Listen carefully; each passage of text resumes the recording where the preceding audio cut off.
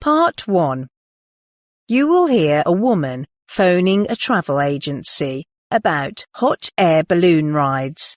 First, you have some time to look at questions 1 to 5.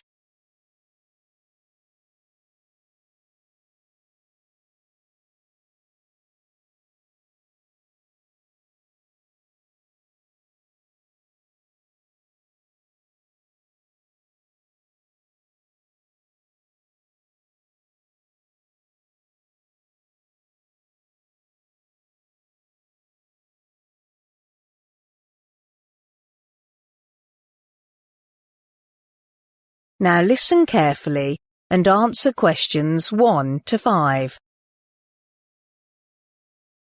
Good morning, Smart Travel. Jason speaking. Hi, good morning. I saw your advert in today's paper about hot air balloon trips. It sounds pretty exciting, and I wonder how much it costs. Well, the price may vary depending on the location, number of participants, and add-ons. A single ride may cost you up to £280 per person, but if you choose group booking, there is a discount, and the cheapest flight is £125 each for a group booking of at least 10 people. Oh, that's not too bad. What do you mean by add-ons? They are optional items, like taking photos for you during the ride, champagne, and sit-down breakfast after the flight.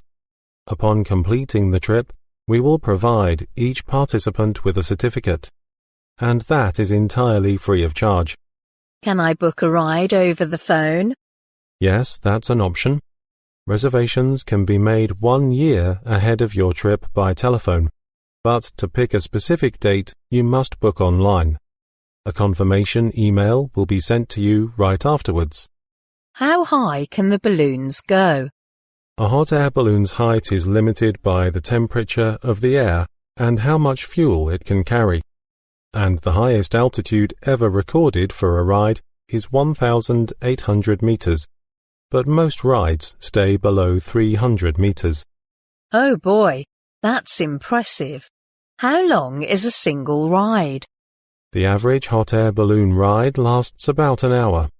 The entire ballooning experience, which includes ground preparation, flight and post-flight packing up and celebration, may take 2 to 3 hours. And what time are the flights? Our flights generally meet about an hour before sunrise on the day. You will be notified of the exact meeting time the evening before your flight. Night flights are avoided due to weather conditions. Fair enough.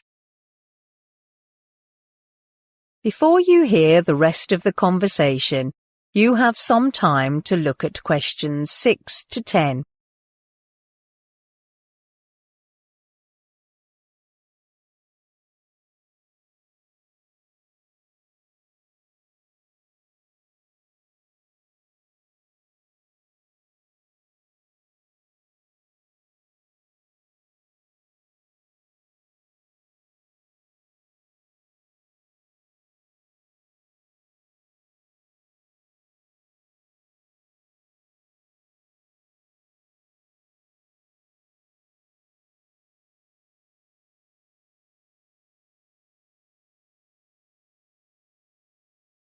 Now listen and answer questions 6 to 10.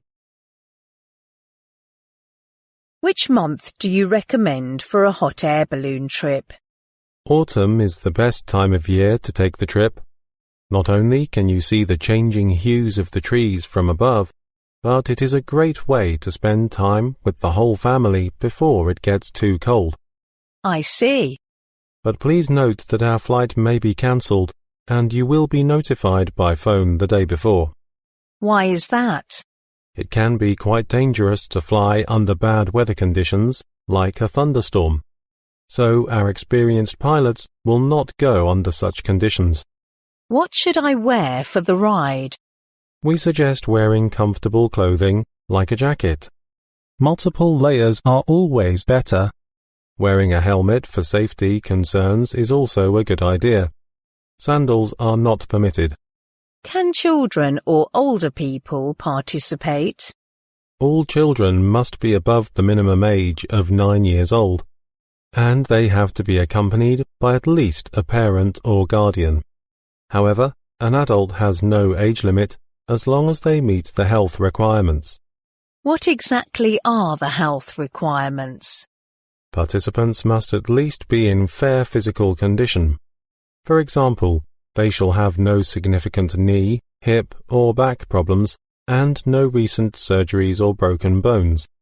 They must also stand unassisted for an hour during the flight. It is the required position during the whole flight. As the balloon comes to land, all passengers will need to adopt the landing position with knees bent in front of them. Are those rides safe? Hot air balloon companies are required to have a commercial balloon pilot license, and all our pilots go through rigorous training before they are allowed to fly. It is a relatively gentle activity. However, the impact of a balloon landing can vary drastically, depending on factors like wind speed. Sometimes it is similar to the momentum of jumping off a small chair. If you cannot jump off a small chair, speaking to your doctor before booking a balloon flight is best. Thank you very much. I think that's all I need to know. Thanks for calling. Goodbye. That is the end of part 1. You now have half a minute to check your answers to part 1. Part 2. You will hear a woman talking on a radio program about a festival that is about to take place.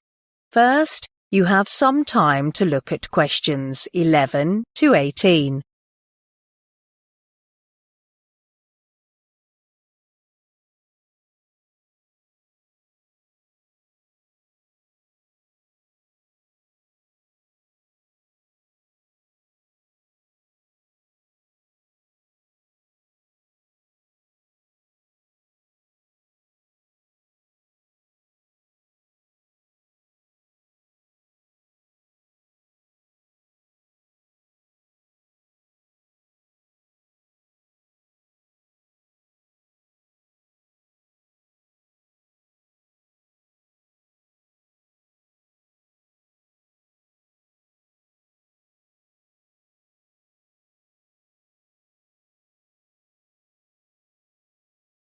Now listen carefully and answer questions 11 to 18. I have in this studio with me Mary Smith from Yorktown Tourism, who is here to tell us about some of the events happening in our state capital over the next 3 weeks at the Spring Festival. So, Mary, what can we expect to see? Well, being in Yorktown is such an exciting time. To kick off the Spring Festival, a vast firework will be displayed down by the lake, starting at 9 p.m. this Saturday, the 4th of September. Over 10,000 fireworks will be set off. All are choreographed to music and broadcast simultaneously here on Radio Yorkie. You should get there early if you want to get close to the action. So bring along a picnic and a blanket, as it could get chilly in the evening. One thing that attracts visitors to the festival from all over the country is the fantastic collection of flowers on show in Central Park throughout the festival. Special buses will run daily from the town centre to the show at 20-minute intervals for those who prefer public transport. If you are interested in seeing the latest in cars, from the fastest to the most expensive, then head over to the Motor Show at the Exhibition Centre from the 10th to the 15th of September. It will be open daily from 9 a.m. until 10 p.m, so you can even pop in there after work. Do you like photography? Then go along to Grow Your Imagination, an exhibition of photographs of famous gardens, which will be held at the Art Gallery from the 11th to the 19th of September. Come and be inspired by some of the world's most beautiful gardens. I have a sneak preview of some of the photographs, and they are magnificent. If music is more your thing, then you should come and hear the Australian Philharmonic Orchestra performing Swing in Spring at the Concert Hall on Friday the 17th and Saturday the 18th of September. It's a celebration of dance music from the 1940s and 50s. There will be 3 performances. Both evenings start at 7 p.m. and a matinee performance at 2:30 on Saturday. So get your dancing shoes on and hit there. It's a guarantee to get your feet tapping. Before you hear the rest of the program, you have some time to look at questions 19 to 20.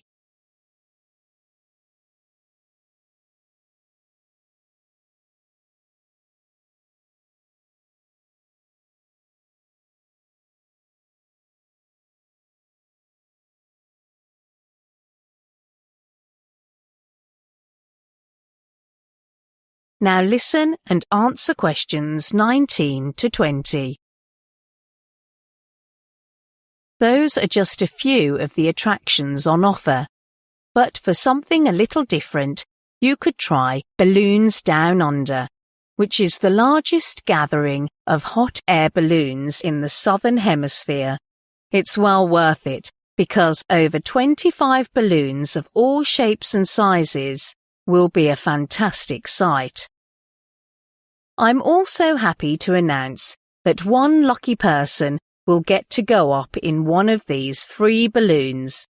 That is the prize in our unique Spring Festival competition. It usually costs you $200, so it's not a bad prize. I'm sure you all want a chance to win, so you'll need to fill out the entry form in today's paper of the York Town News. Don't forget to include your phone number and send it to Radio Yorkie. Make sure your entry reaches us by 5 p.m. on Thursday, the 9th of September.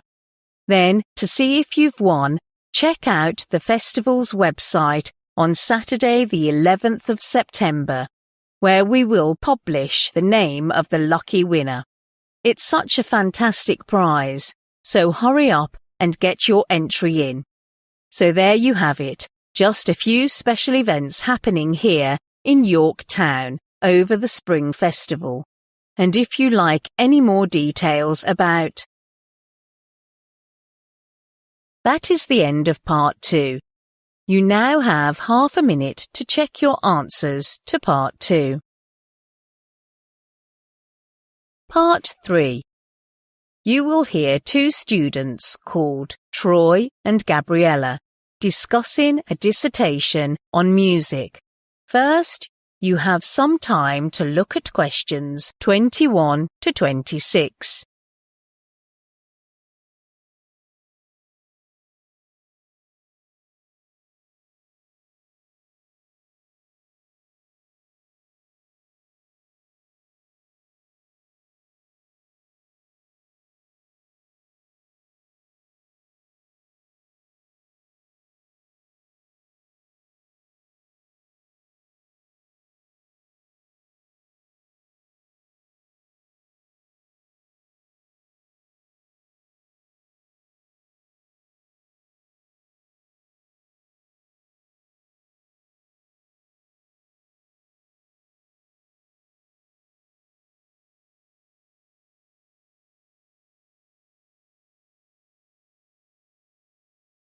Now listen carefully and answer questions 21 to 26. Hey, Gabriella. How is it going? I've been pretty busy lately. Oh, what are you up to? I've been working on a dissertation on music education, specializing in music performance. Sounds intriguing. What have you found? Well, I interviewed 18 freshmen majoring in music performance as my sample population. I first asked about their music background before being accepted to music schools. Let me guess. Have they all got relevant qualifications in music? Well, even though there is a wealth of music qualifications available, most of the students didn't receive any until they entered music schools. Some capabilities like music production or music technology are pretty tough going. Now that you've mentioned it, I recall that I got mine in sound engineering in my sophomore year. Right, but the majority of these students admitted that they had performed in front of a large crowd. Around 80% of them had performed on stage as band members in secondary schools. A few of them played piano or guitar at the time, and it also surprised me that they were generally able to play multiple instruments with proficiency. Have they tried to compose a piece of music before? Only in rare cases did they have prior experience in composition. They would have to do it sooner or later. There is a whole module for it. What did they say about practicing? All subjects mentioned that they feared being marked too low and tried their best. So, they were like practicing every single day? Not for most people. Some students worked with others in a band, so they had to arrange the time for rehearsals. But all 18 students had sufficient amount of practice, and they frequently mentioned that playing technical pieces was exhilarating. I feel that way too. And then I asked questions about how they chose the pieces that were assessed and their attempts to improve their performance in recital classes. What did they say? 2 students mentioned that they always asked their tutors' advice on the pieces they were going to perform, because they felt that would give them a competitive edge over those who had no clue of tutors' preference in music. Well, that's a bit sneaky. But the most common remark was that they had a minimal interest in pieces that the public barely knew. Instead, most prefer popular pieces that other students would also choose. How come? They said that this could mirror their weaknesses and thus help them to perfect the techniques for handling the most difficult bits. All but one of the 18 students admitted that to perform well, they had to learn the music by heart, or otherwise they would have to divert their attention and thus make some errors. I agree. Before you hear the rest of the conversation, you have some time to look at questions 27 to 30.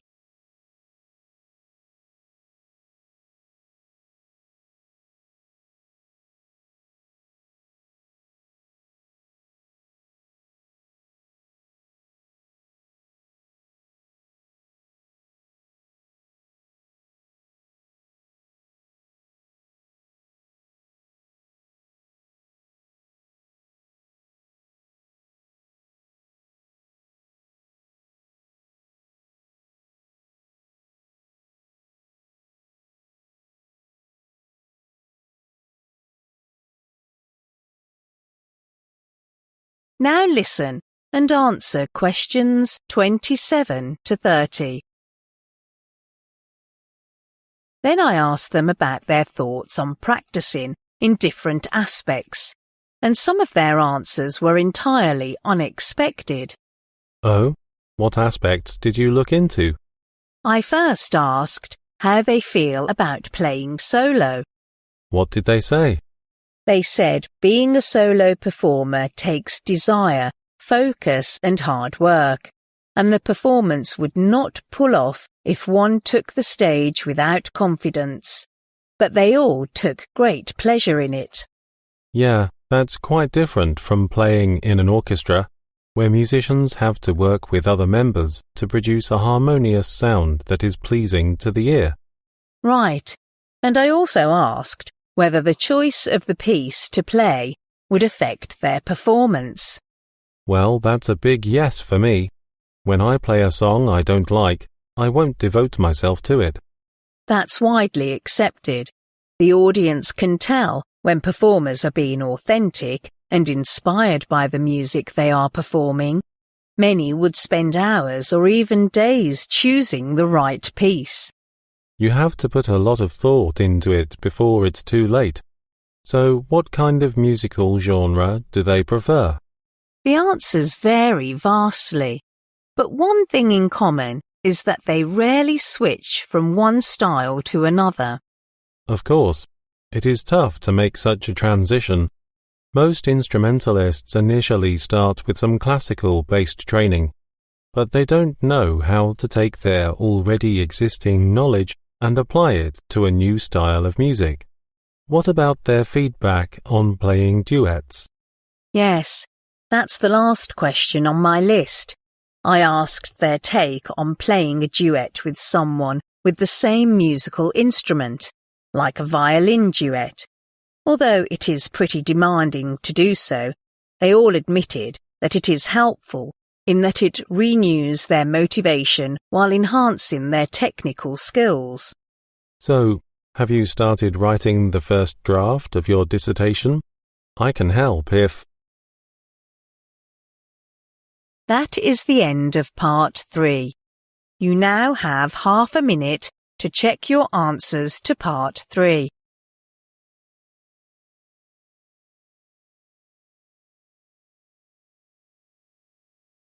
Part 4. You will hear part of a term project presentation about a British architect named George Dods in the 19th century. First, you have some time to look at questions 31 to 40.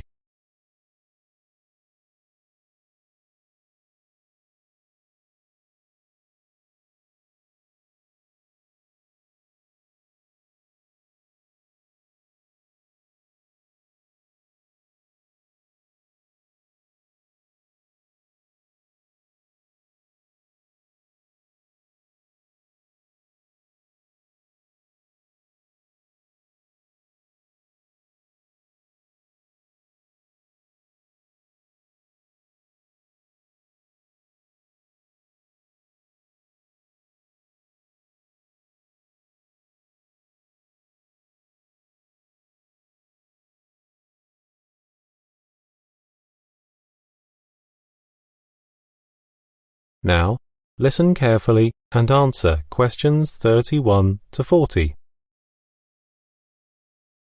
My project is on the 19th century British architect George Dods, who used to be famous not just in the northeast of the UK, but throughout the country.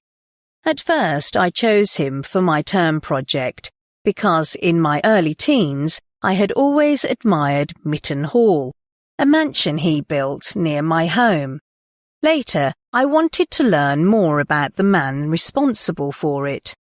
I thought I'd use the project as an excuse and managed to unearth a wealth of information about architecture and fascinating life.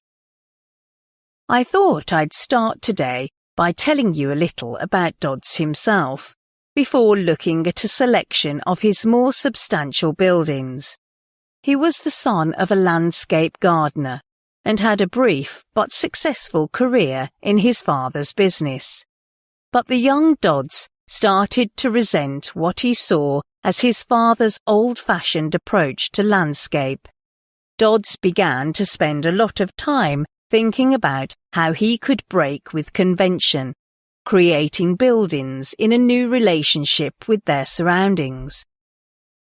In 1810, Dodds, aged 23 at the time, decided to go to London to study art under the eminent watercolourist Jack Vermoss.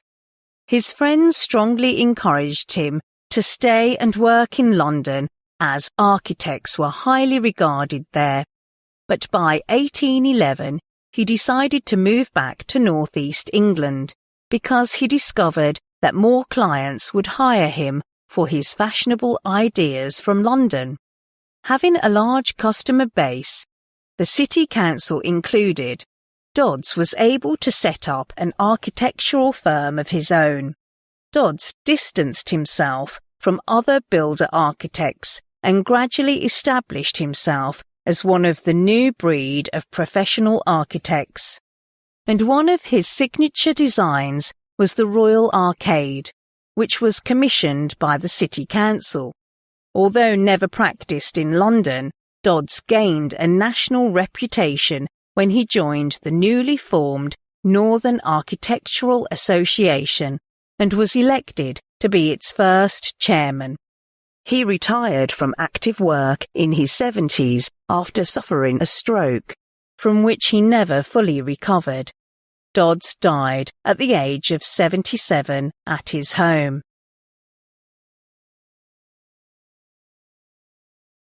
Dodds was versatile and could build houses of many different styles that his clients desired. His country houses are too little known, mainly because they are not so large, that they are open to the public and are often still in private hands, hidden behind parkland and trees. One was Mitten Hall, built in 1824 and finished 2 years later. The outstanding characteristics of Mitten Hall are Dodds' use of beautiful golden sandstone, Grecian-style entrance porticos, elegant staircases leading to an upper gallery. The building has a domed ceiling with a glass centerpiece. Even though the quality of the stonework was superb, some of the windows seemed to leak on rainy days. The building was renovated in 1987 and is now served as a conference centre. In 1830, the town council decided to build Royal Arcade on a site that used to be a corn exchange market and entrusted George Dodds with the design. And the shopping arcade was completed by 1832. The whole design was intended as an elegant shopping experience and was renowned for its grand balcony. Unfortunately, the Royal Arcade was not a commercial success, as it was positioned too far from the town centre, causing great difficulty in delivery. The arcade was demolished as early as the 1880s and is now used as a car park for neighbouring shops today. The final building I want to show you is Morton Jail, which Dodds completed in 1839. It is a sturdy building with impressive towers based on medieval castles. However, although beautiful, the jail wasn't 100% functional. More striking was the absence of any space for exercise for the prisoners. An extra courtyard had to be added for this at a later date. Morton ceased to be a penal institution in the 1940s, when it was scheduled for demolition, but was purchased for use as a hotel. That never came to pass, and as many of you will know, it is now run as a transport museum with a whole collection of vehicles that tell the city's story through transport. That is the end of Part 4. You now have 1 minute to check your answers to Part 4.